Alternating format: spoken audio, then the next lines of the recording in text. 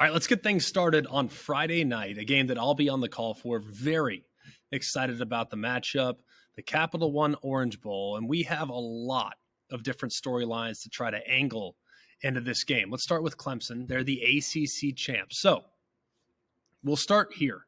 Cade Klubnik is going to get his first start. Obviously, very exciting. For all of us that have followed Cade Klubnik, for all of us that have followed the storyline and the trajectory of the Clemson Tigers all season long, a lot of us, upon further review, I'll explain in a moment, a lot of us said after week one, it's like, man, he's clearly the best man for the job. Like, why is he not starting?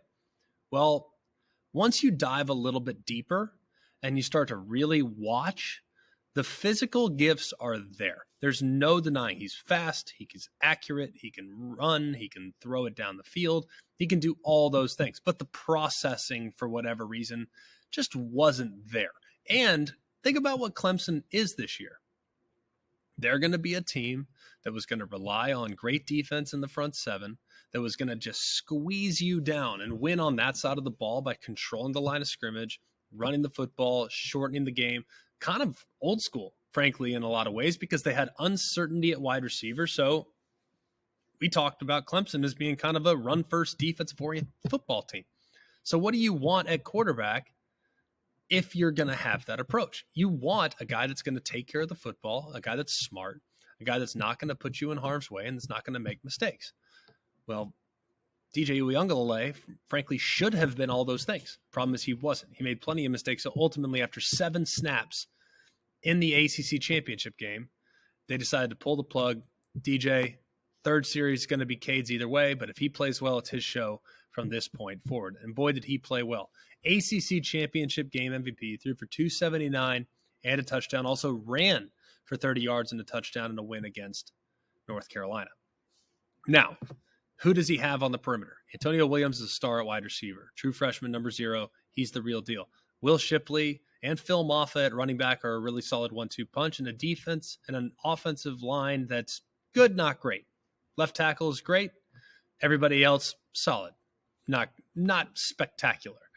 Defensively, they are without a few pieces. A couple guys in the portal. Miles Murphy decided to opt out. Trenton Simpson's hurt, so he won't be available. But either way, for the most part, defensively in the back end should be in pretty good shape to go up against what should be a highly potent Tennessee passing attack. Clemson in pretty good shape going into this game. They're a 5.5, 6.5, depending on where you're at, point favorite.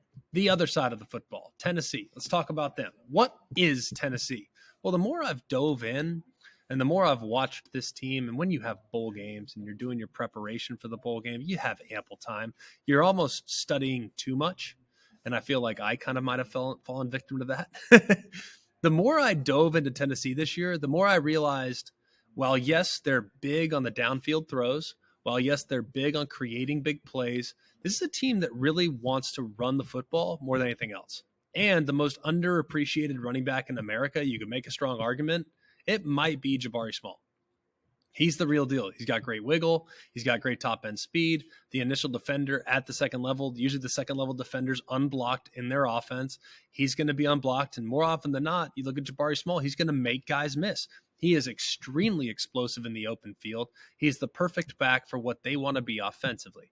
Now, next to him in the backfield is a guy that most college football fans will know, but maybe don't know as much about as it relates to his time at Tennessee. Previously of Michigan, Joe Milton will be under center. Now, here's the problem with Joe Milton. He's got arguably the strongest arm in the game. There's very few people that have a stronger arm than Joe Milton. I'm not sure I've seen one, if I'm going to be honest. In college football recently, I'm not sure I've seen an arm that's stronger than Joe Milton. And we've seen a lot. Patrick Mahomes, all these guys. I mean, like massive, massive, massive arm talent.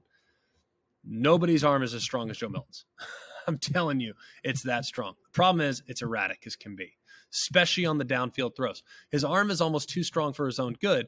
So when he throws the ball down the field, more often than not, it's overthrown because his receivers can't catch up to the football.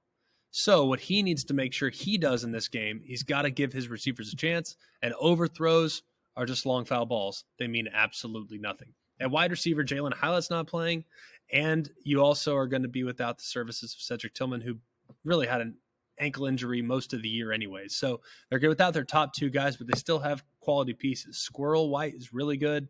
Squirrel's excellent. He's number 10.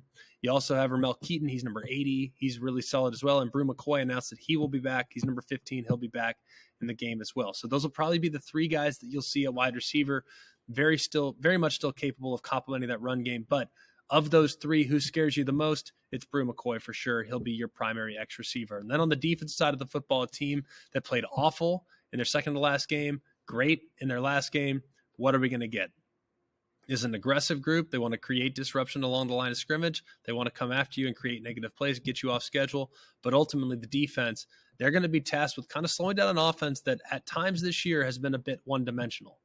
How much will they allow Cade Klubnik to push the ball down the field? We'll find out. How much will Will Shipley be able to run the football? We'll find out. But I think it's a terrific matchup with two teams that are excited to be there. Tennessee to finish their season on the high note after what was a great breakthrough year in year number 2 for Josh Heupel. Then on the other side, Dabo Swinney trying to win 12 games for the 6th time since 2015.